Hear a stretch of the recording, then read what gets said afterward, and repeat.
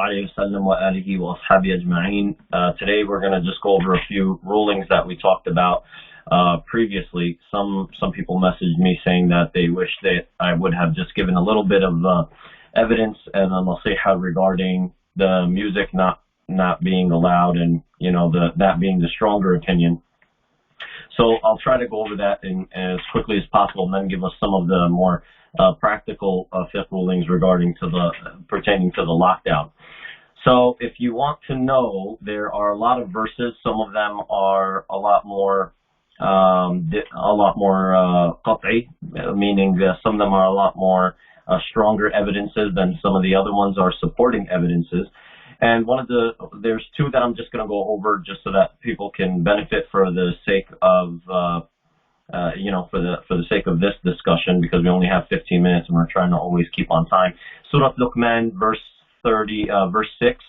That's the one I'm going to go over bidnillah, and then there's going to be a narration in Sahih al-Bukhari that kind of brings closer to this topic, and then we'll see if there's some exceptions of where we do have some leeway in listening to the music. So Allah Azza wa Jalla said in Surah Luqman, أعوذ بالله من الشيطان الرجيم بسم الله الرحمن الرحيم ومن الناس من يشتري لهو الحديث.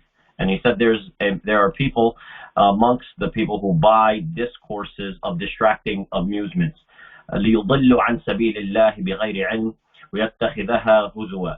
And then Allah Azza wa Jalla said, so that he may mislead people from the way of Allah and make a mockery out of it. أولئك لهم عذاب مهين. For such people there's a disgraceful punishment. And regarding this person, in the Mufassirun said it was about a man named Nadir ibn Harith, and what he would do, he used to hire women who would sing and music, and he would write all of these different plays and songs and everything like that to distract people from listening to the Quran anytime he felt somebody had an inclination toward going towards Islam, that their heart was starting to move there. He would hire these girls and they would do singing and all sorts of stuff. And lahu al-hadith is what is being condemned here. That's what Allah Azza wa Jalla is condemning in Surah Luqman.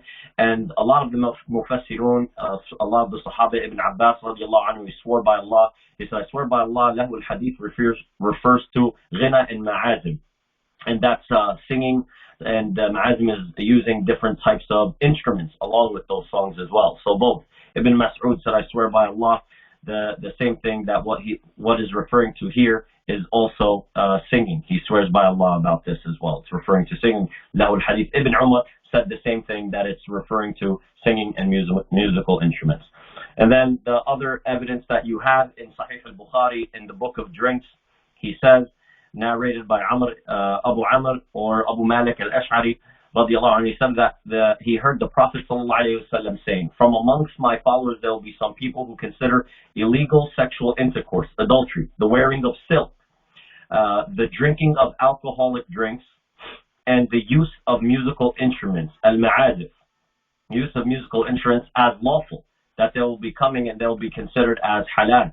And there will be some people who will say, and then he continues, and it's a longer narration. So he's saying that in the future amongst his people, so number one, he's saying that there are Muslims, they are Muslim, but they're going to change these rulings and they're going to make these incorrect rulings based on some evidence or ijtihad that they ran into. And so some of the scholars said this is one of the most qat'i hadith we have, the most relied upon evidence we have regarding music not being allowed. And some scholars said, well, no, the only time music is not allowed is when you combine them with these other four, which didn't make any sense, because for men, we can't wear silk regardless if we were listening to music or not. And sexual intercourse is not allowed regardless if we're listening to music or not. And the same thing goes with alcoholic drinks.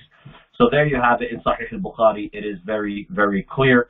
Are there any exceptions to this? And the answer is yes, there are some exceptions to this. And let me see if I have it here real quick. All right.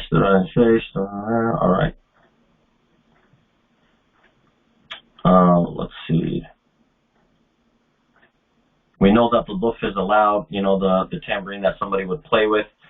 So we most of you guys know that. And so by default, anything with a musical instrument now is not allowed from that hadith. And we have a narration that allowed the luf, which is the it's almost like a drum, if you will, without getting into all these details, because I don't want to take this entire lecture and going over this particular thing here. So anyhow, we do have a narration from the Sahaba that we have an exception to be able to listen to music as long as it's permissible. It's not enticing you to do anything bad at celebrations. So we have one narration by a Sahabi. He comes to another Sahaba at his wedding. He said, we were given the concession to play to have songs and things like that during weddings. The other Sahabi was upset because he didn't know that. He said, if you want to stay, you can stay. If you don't want to stay, you can leave. So we do have an exception. So if you have a wedding, if you have some sort of celebratory event like a let me just 1 second, because there's some people who came on and I mute them.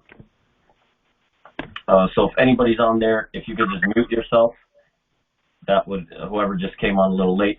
So the exception to listening to music would be for some sort of celebratory events. Okay? If you guys have questions around that, just let me know. Let me just see, because somebody's still, sorry.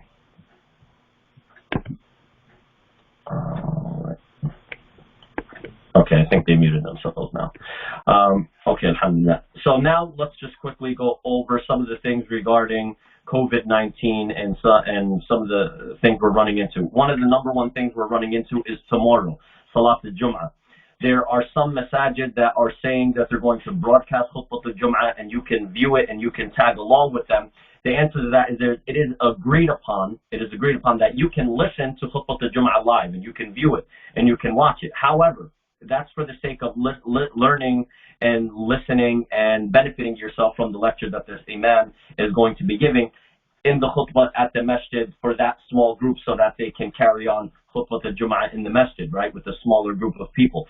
So they're broadcasting it so that you can benefit at least with the message that's being given that Friday. However, you have to understand something very important. This is not khutbah al-Jum'ah for you. The only thing you're doing is benefiting and listening to the lecture, but it does not count at all as khutbah al-Jum'ah for you. And when the imam prays, you are not allowed to pray with them. You're not allowed to pray with them. You pray Salat al-Zuhr on your own. So essentially, it's khutbah al-Jum'ah for the people there locally. For yourself, what you're doing is you're benefiting just from the message, and you're praying Salat al-Zuhr at home. You cannot pray the Salah with the imam in the masjid. That's absolutely invalid. That's not allowed. All right, that's according to all of the scholars and every one of my teachers, and MJ also released a fatwa about it. Recently, some people ran into family members or loved ones passing away. Inna lillahi wa inna ilayhi raji'un. May Allah make it easy on their family. Azam Allah ajrakum. And so some of the things regarding this is because we're not allowed to exit. And we've seen exiting and ignoring the authorities' request in regards to funeral rituals, especially because it's an ibadah, it's an act of worship. Some other religious groups in the United States have ignored, and they went and they gathered, and now some of those same groups have the highest numbers of the virus amongst themselves, and they're spreading it, unfortunately. So it is wajib upon us to listen to the authorities, especially if it doesn't contradict our religion. In this case, because of the pressing harm and the need and what's going on, as we're all aware, we're obligated to follow what they're requesting of us. So, regarding the funeral prayer and the washing, it is enough that a group of Muslims do it. Even if one person prayed Salat al-Janazah on the deceased, that's enough. Because Salat al-Janazah is Fard Kifaya. That means that it's a communal obligation. And so that means that once some people pray, even if it's just one person, then the obligation is lifted upon everyone else. You might say, well, it was my cousin, and I wanted to go to the funeral prayer. I wanted to bury him or her, or it's my aunt. Well, the answer is if the authorities are telling us not to do that, then we have to listen. And you can pray Salat al-Ghaib. So you can pray Salat al-Ghaib, or you can pray at the janazah, at the funeral, at the cemetery itself. You have two options, right? So you can wait for everyone to disperse, or whoever is burying, you can go on a later time and pray Salat al-Janazah on that loved one, right? So that you're not doing a social gathering and you're staying 6 feet apart. If the authorities allow the group to go, a small group of immediate family members, then a lot of our teachers, including Amjad, if you go to their website, they said that even if you prayed behind the imam and you guys were 6 feet apart, this is actually allowed as well. It doesn't invalidate the prayer, because the funeral prayer has different rulings than our actual salah in terms of filling the rows and completing them. Okay, and last but not least, regarding washing the body of the deceased, you have to understand something very particular. There are some scholarly bodies out there that are allowing non-Muslims to wash the body, but it seems that the overwhelming stronger opinion is that because this is an ibadah, this is an act of worship, a Muslim must wash the body. What some of the scholars have allowed is that you can allow a non-Muslim authority to direct you to ensure that safe measures are being taken, but a Muslim must wash the body. If they tell you, well, whoever washes this body, because if this particular individual died from coronavirus, whoever washes the body, they have to self-quarantine for 2 weeks. Then everybody's like, oh, oops, now nobody wants to wash the body, right? And the scholars have said that, again, this, because of the great fear, then the washing requirement is dropped altogether, and you can actually pray on the deceased and bury them immediately, so you don't actually have to wash them. However, if somebody steps up, you can wash them. And then if they don't want to wash them because of touching them and whatnot, the scholars said you can actually pour water over the body with their clothes on, right? So that you can actually fulfill washing. And if none of that is possible, you want to reduce the proximity as little as possible, then what you can do is you can actually do tayammum for them, find dirt or earth and their hands and their face, and that is enough as well.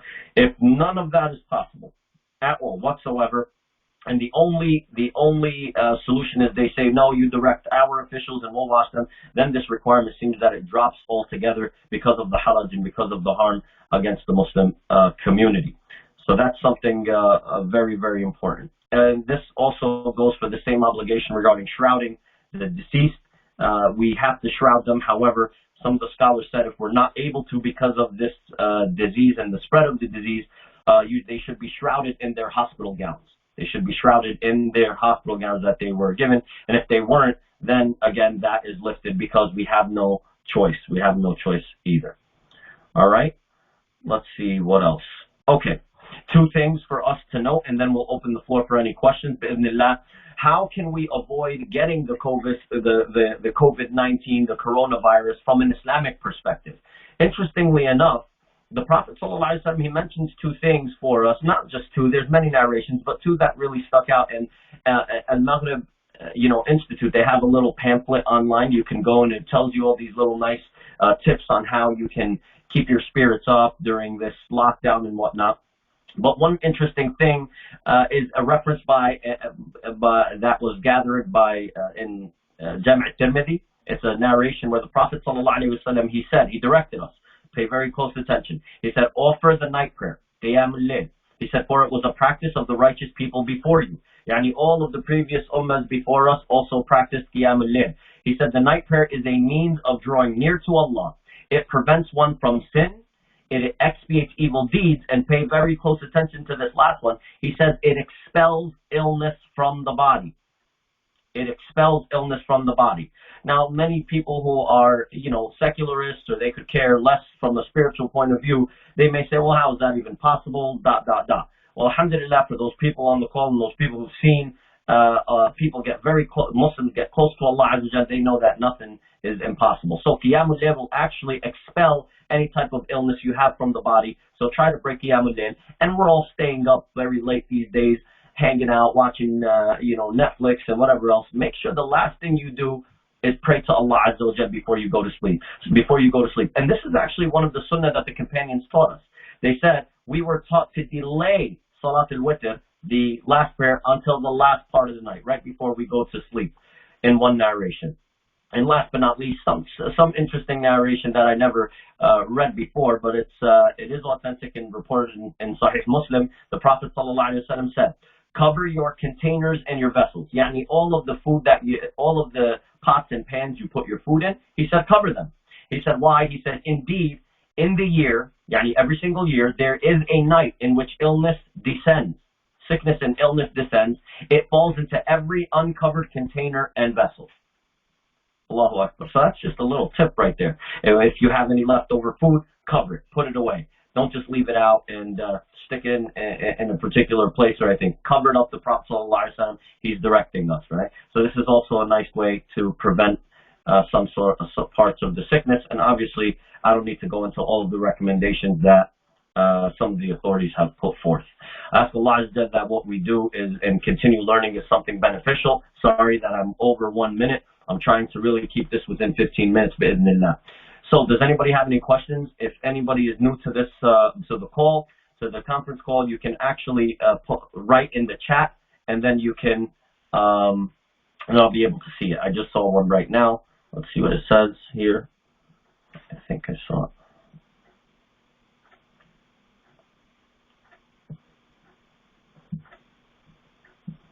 I just put test. Someone just said, okay. Let's go to the chat real quick. So to clarify, in a time like this, in Salat Janazah, people don't have to be completely foot to foot in congregation, but not for our regular Salat. Obviously, our regular Salat, it is Sunnah. It is from the Sunnah to be ankle to ankle, shoulder to shoulder. And even if you were not touching your ankles, that doesn't necessarily invalidate the Salah, your actual Salah. And for Salat al-Janazah, you are correct. You're, in order to clarify, you do not have to be standing next to each other. It is preferred. However, it does not invalidate the Salah. So if the Imam was standing in the front and the congregants behind who want to pray Salat al-Janazah, who were permitted by the authorities, prayed behind the Imam in multiple rows, for example, 6 feet apart each, that is a valid Salah. That is a valid Salah. Because it's not a requirement. What is the case in missing 3 Friday prayers in this situation for men?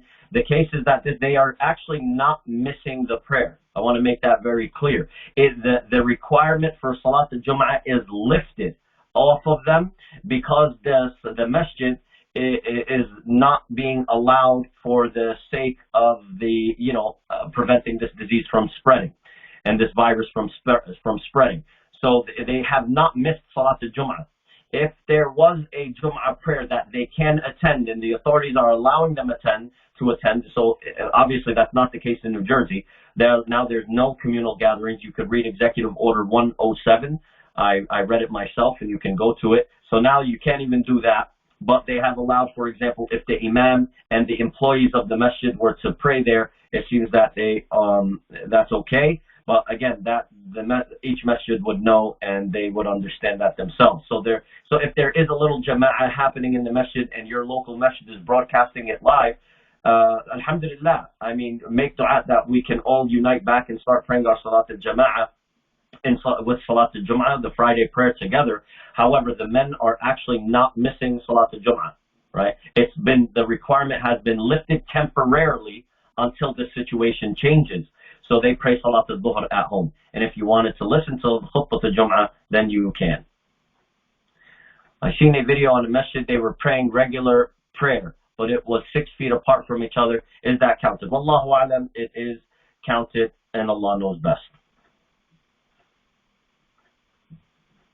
Any other questions?